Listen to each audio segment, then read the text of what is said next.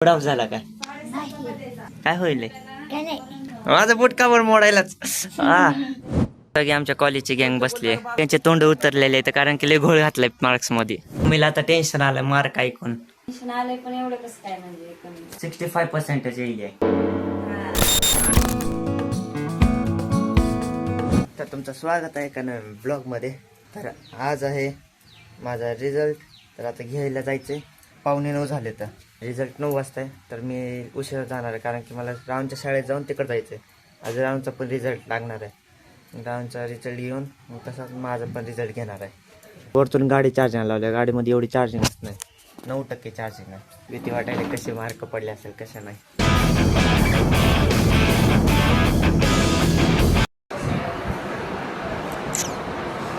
माऊलीला घेऊन आलोय. जर आता रिझल्ट घेतला राऊंडचा मग आता माझ्या मनात काय आलं, याला घरी सोडतो आणि मग मी जातो कॉलेजला कारण की याला नको कॉलेजला. आता याला घरी सोडायला चाललंय. मी आता मित्राच्या घरी आलोय. गाडा बसला माझा. लय उशीर करायले बाबा. इथंच 9:45 झाले तर. अरे या लवकर. मित्र होते त्यामुळे माऊलीला नाही आणलं मी. हे आलंय. याचं नाव प्रतीक आहे. कधी सांगितलं नाही नाव. नावच म्हणजे सांगायचंच नाही लक्षात आलं. आणि ते दुसरा येईल आहे त्याचं नाव सांगतो आल्यावर. याचं नाव आहे शिवशंकर. नाव सांगितलं नाही रे कधी. त्यांना मी दरवेळेस बोलतो मित्र आहे पण नावच नाही माहिती. सांगितलं की टिल्ल्या. आलं कॉलेजमध्ये. धकधक वर आहे धकधक. सगळी आमच्या कॉलेजची गँग बसली आहे. सगळ्यांचे तोंड उतरलेले आहेत कारण की लय घोळ घातलाय मार्क्स मध्ये. ज्यांना 97 पडत होते त्यांना 47 दिले. तर असा घोळ घातलाय त्याला. तेव्हा ते मोठं दिसे का त्याला. तर आता आम्ही तर कॅल्क्युलेशन करायला म्हणजे किती मार्क पडलेत किती नाही. चार्जिंग वगैरे गाडीची दिमाग खणून कमी आहे. 10% चार्जिंग आहे. चला बाय. वेकेशन नंतर. उद्या कशाला नाही.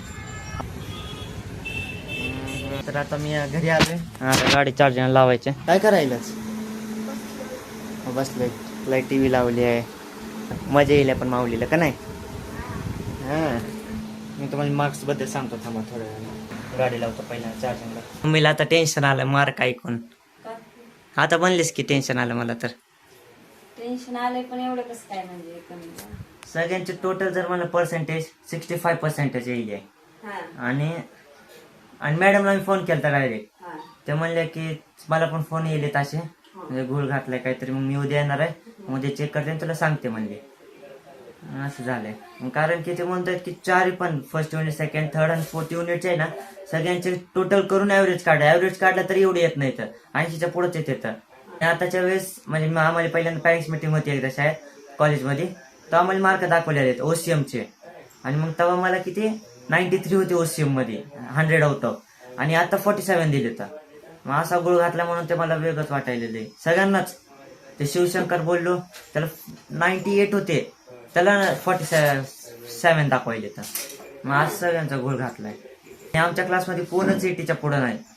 टॉपर आहे. सर कोण 98चा म्हणजे 10वीला 98% होते त्यांना 80च्या पुढं नाही. तर विचार करा. मग तरी समजा माझं जरी केलं तरी 80च्या पुढं कोणतरी जाईन की. पण कोणाचंच नाही क्लासमध्ये. त्यांचे मूड ऑफ झालते आज. तर सगळे खुश होऊन गेलते म्हणजे मार्क चांगले आहे. तर शिवशा तर लई खुश होता आणि त्याला जास्त पडलेले म्हणजे OCM मध्ये एका सब्जेक्टमध्ये. म्हणजे मार्क बघून तो सगळ्यात जास्त रागवलेला असते. आता मॅडमला बघू सांगितलंय. बघू काय होतंय. राऊंडचा मार्कशीट दाखवतोय. राऊंडचा रिझल्ट. राऊंडला पण चांगले पडले. तर बघा ब आहे सगळीकडे आहे. कुठे 1-2 जागी ब आहे फक्त. बाकी सगळी जागी आहे. आणि हाजरी बघा 234 दिवस शाळा होती. त्याच्यापैकी 186 दिवस रान होते. मध्ये गेली असेल कुठं पण गेली नाही की कुठं. काय सुट्ट्या ते घेतल्या असत्या. आता काय कार्यक्रम असेल ते असतंय काहीतरी. चांगलं आहे. राऊंडचं पण परफॉर्मन्स चांगला आहे. फक्त माझ्या याच्यात गोळ घातला ना मला असलं डोकं सटकलेलं ना तेव्हा म्हणून डायरेक्ट फोन लावलेला मी टीचरांना. तर प्रिन्सिपलला काय बोलू शकत नाही. मॅडम बोलताय तर पहिल्यांदा आम्हाला सांगायचं नंतर प्रिन्सिपलला सांगायचं काय म्हणजे पुढं जायचं. आणि त्याचं आता मॅडम बोलल्या. मॅडमचं लग्न होतं म्हणून ते आले नव्हत्या. गाडी मॅडम होतं. मग ते उद्या येणार आहे. मग उद्या बघते म्हणली. आता एवढा चांगले पडले तर मला 70च्या पुढं 80च्या पुढं जायचं सगळ्यांचं. शिवशंकर प्रतीक त्यांना बोला ना 10वी मध्ये 96-94 होते. आता त्यांना 64 टक्के असे पडायले तर त्याला किती आहे शिवसेनेला? त्याला 64 आहे आणि प्रत्येकला 72 आहे. किती वाजता निघायचं गावाला? पप्पा म्हणले मामा संग जा, बस नका म्हणले. पासून शोधायला काय तर खायला नुसतं येणं जाणं हॉल मधून किचन मधून हॉल. जेवायचं बी नाही, एकदा जेवलंय, जेवायचं बी नाही त्याला. असं कसं रे माऊली? शोधायला काय तर खायचं. जेवताना पण मोजून चपाती खाताय, त्याच्यावरती एक दाणा खात नाही. नाही जेवलं होतं पोटभरून, नाही का नाही? जेवलं होतं की भात किती दिला होता पुन्हा. तोंड बंद कर माशी जाईल. आता त्याला खावं म्हणून त्याला बिस्किट आणि आता मम्मी चहा बनवायले. चहा बिस्किट खातो? आवडते का? हॅपी हॅपी आवडायचे की काय झालं तर म्हणून ते सोडलं का बिस्किट? असं पण असतंय का? लय खायचं नुसतं हॅपी हॅपी हॅपी शिवाय दुसरं कुठं बिस्किट खायचं नाही. मी माझी बॅग पॅक पण केली आहे. आता आम्ही गार्डनला जाणार होतो पण कॅन्सल झालं.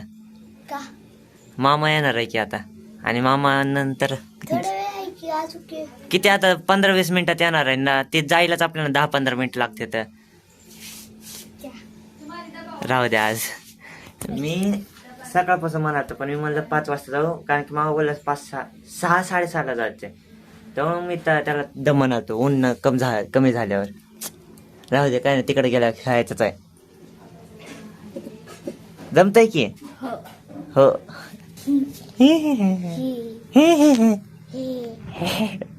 मूड ऑफ झाला का? मग काय होईल? माझं बोट का बरं मोडायलाच? ब्रश केला नाहीस का? दात पिवळे दिसायले आज.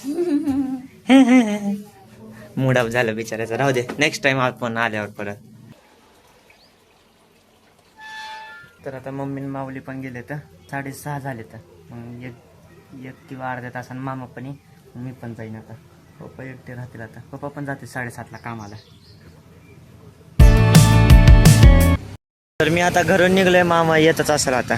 थांबलोय तर काय माहिती किती वेळ लागते. आता निघलाय म्हणलाय, आता 5-10 मिनिटं लागतील.